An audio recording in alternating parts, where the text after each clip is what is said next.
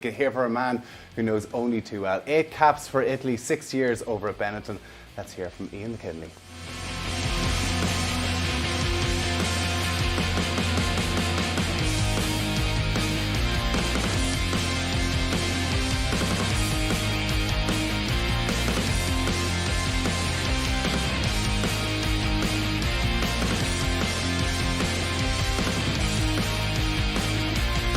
Ian, you're very welcome along to the show. Now, before we get into the ins and outs of Italian rugby, which of course we want to know more about, I have to ask you, how have you gone from the beautiful weather in northern Italy to, well, Northern Ireland? Well, it's all right at the moment. I mean, we've got a bit of sunshine. You know, it's about 10 or 15 degrees colder, but everyone asked me the same thing, why from Venice to Balahi, but it's for love. It's for love. Mrs. is from there, so no. Happy to be here. Certainly sort of weird times, you know, with everything generally opening up again, but everyone has been pretty nice and welcoming, so I'm very grateful. So she followed you over to Italy then, did she? Yeah, so you had to return the favour. Yeah, we were childhood sweethearts from school, and when I retired, yeah, moved over there, and she followed me, so 8 years over there, and then I had to come back. You're well settled now. I believe there's been a new arrival in the house as well. Yeah, little baby Maliki. He's 9 months now, so I'm looking to hopefully a little bit fresher than maybe 3 months ago. Yeah, pretty intense, but you know, it's the best and hardest thing ever. But he's healthy, happy, so he's a wonderful new addition to the family. Can I ask you now? You played over in Benetton for a number of years. I think 8 caps for Italy. What's your take on where Italian rugby is right now? Because we mentioned earlier that Italy haven't won a match since 2015 in the Six Nations. Is there a bit of panic over there, or what's the thoughts? Is it about bringing through a young crop to try and compete again? Yeah, it's. I've certainly been part of actually 9 caps and 8 losses. I have, which is. I tell you, you can't get a researcher in this place, can you? Dragging no, them you're down. pretty close. But yeah, my winning percentage as an Italian player is not obviously fantastic. So you guys would have played against both the club teams, the Italian teams, and there's always the idea, you know, you play for 60 minutes and there's generally a fall in the last 20. But it's so frustrating for me because I know the quality of player that's out there. It's just structurally, Italy is far behind Ireland, England, Wales, any of the top nations, and the other nations are just so much stronger and so much more developed. And for me, it's just really frustrating because you have players like Paolo Garbisi, who has shown that he can be a top class player, but obviously it's a results-based business, and particularly at international level, you're judged on your results. And when you have that mantra over your head since 2015, it does add pressure, definitely. And I think that's where Franco Smith last year has tried to blood a lot of young guys in, because they don't necessarily have that fear. They've come from a strong under-20s background. Now I know 20s international senior rugby are 2 completely different things, but I think that's what they're trying to tap into a lot more. And you've seen some of the younger guys come through. Again, results haven't been good enough, but you would hope that in the year to come, that hopefully those guys have matured during this pandemic period. You had it out there in 2012. For those who don't know, can you kind of explain how that all came about? Because those who don't know will have recognised the accent. It's not an Italian accent. It's not an Italian accent, no. My name's not exactly. Well, my mates called me Jano Mancinelli. That's nice. My Italian abbreviated term. That's sexier. Yeah, it is, yeah.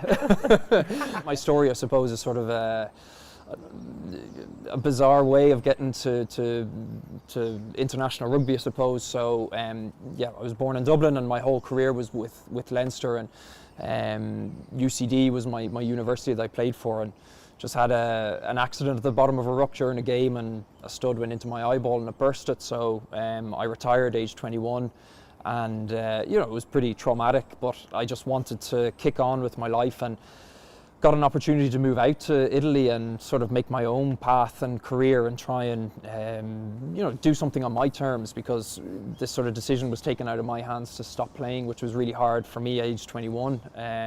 So my dream was to play for Ireland, like that was it, and I was lucky enough to do it at under 20 level, but still play international rugby, play with guys like, you know, like Tommy and Rory as well. That's what you want to do, you know. But you were at that level as well. I mean, you were playing, you said the Leinster Academy, you played for Leinster as well. You were alongside the likes of Johnny Sexton, you had Ian Madigan there as well. You were getting picked ahead of the likes of Ian Madigan. So it must have been so disappointing, and heartbreaking almost to think what happened was, you know, totally out of your hands. Yeah, it was. In one word, in a couple of words, absolutely it was. But you realise pretty quickly that a lot worse things can happen to you. Again, I've spoken about it quite a lot, but Nevin Spence, the whole Spence family incident really hit home with me.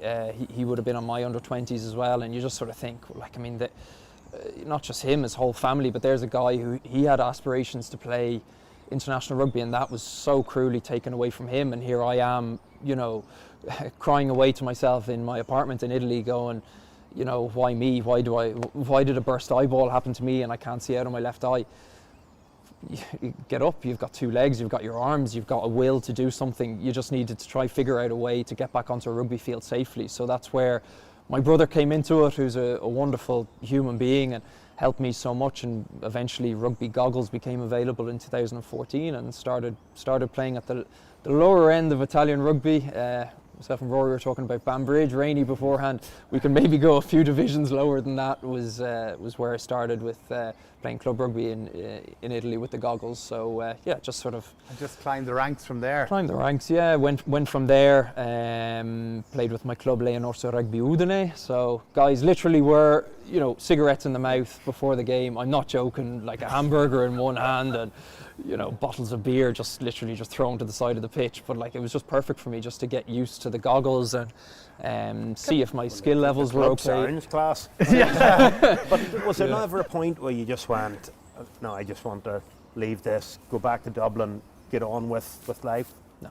Never? No, I think, Ireland really is such a small place, and particularly the rugby community is even smaller, and not by, you mentioned there a couple of the, Johnny Sexton and Contaponi O'Driscoll, these guys, by no means was I, at their star level. It was just sort of breaking through, but even at that, you would go to nightclubs, bars, and guys you would have played against, or a couple of guys who were maybe older than you going, you were such a good player, such a pity what happened to you, you were destined for great things. I hated being talking about in the past tense. That just really left like a real chip on my shoulder. I just wanted to get out of Ireland and, as I said, try and, create my own path, and it just so happened to lead me back onto the rugby field. And just lucky breaks, a lot of hard work, and eventually got back and played for Italy in 2017. Yeah. Fast forward, what did that first cap mean to you, given what you've just told us? Yeah, so that dream of playing against or playing for Ireland was always my dream, in particular playing against England. I'd always sing Our on the Vian, wanted to beat England at home. That was sort of something I think most Irish kids,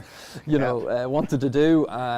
But my dream was somewhat changed. It was then singing the Italian national anthem, blue jersey on, against the white jersey of Fiji, and I couldn't have been any prouder. We won the game. An ex-Italian international was in the changing room afterwards and came up to me and said, "You're in a very rare club to play your first game for Italy and win." And as I said, 8 losses later, I can firmly believe him. Can I just ask you? You mentioned about losing vision in your eye. How did that impact you playing rugby, and how did you have to learn to deal with it, or how did it work? Even with the goggles, you knew that you were safe, but it must have been difficult, particularly as an out half. I saw less. Yeah, so now I'm retired for the second time. I can sort of speak about it a little bit more, but sure, I remember one particular game in 2016 here. It was horizontal rain, and sure, for the 80 minutes I couldn't see. Well, the best way I can describe it is driving in the rain and not being able to use the wipers. So that's why I'd have goggles either side of the pitch. I'd have, spare pairs in the bag just to change them and stuff like that. So things like that are, incredibly difficult to try and perform skill under pressure. Sometimes you'd be in the middle of Twickenham and, Vinipolo's running at you, and you might only see one leg, and you just go for that leg. Probably and a good things. thing you don't want to see them guys running at you. But that must be so difficult to think that, your vision is completely blurred as an out half as well. That's why you just call the forwards around the corner and get the 9 to box kick. They're stupid enough to keep doing it. Exactly. Did you have to put up a front when you played then to your teammates that it wasn't as big a deal, whereas you were dealing with a lot more maybe yourself? Yeah, absolutely. But think of it from a coach's point of view as well. That's why fair play to Viadana, who signed me on a professional basis in Italy, and then playing a few games for Zebra in Treviso. You know, a half-blind, goggle-wearing out half is not exactly the best proposition to come with, but that's why I would have hoped, you know, my performances were good enough to put me on the pitch, and you never wanted to be given any special treatment, absolutely. I mean, guys would have known, you know, if I'm passing from right to left, I couldn't see, like I can't see Rory now, so I have to, you know, maybe adapt my game a little bit. I was left-footed, so I didn't see the ball sometimes when I kicked, so you had to change your body position, which was unnatural to me, but you just had to keep working at it. So you find a way, honestly, you do find a way. And what are your memories of playing against these two? Jeez, I don't know. I remember, I don't know if I... Show and go and straight past Rory, I would imagine. Jeez, well, my memories, I played 3 times against Ireland. I think I only played once against you, Rory. 3 losses, so I tend just to sort of forget about them, to be honest. Less said, the better. I remember playing against you, and you know, such a talented player, so skillful as well. But one thing that stood out for me, Ian, was that you just seemed to have such time in the ball, and you were such a commander of the players around you. Maybe that was with the goggles as well, that came to the forefront as well. But whenever you had that ball in your hand, you could just pull off any pass as well. So, you know, it was always a real challenge to play up against Ian there. Benetton, Ulster, there have been some tight games here over the years. How do you see it? Yeah, I think when I was in studio with you last year for radio coverage, I predicted Benetton to win. So, listen, they've both hit the ground running, but I think hopefully that, you know, the rain holds off and it's a dry ball, because I think both teams want to play an expansive game. I think Ulster just not have enough in the tank, and yeah, with it being on the Ulster Rugby Show and going back to rainy, I'll pick Ulster. Just about. Is the correct answer. Okay, well, Ulster Benetton is our big one as well. Here's a look at the rest of the fixtures in round 3.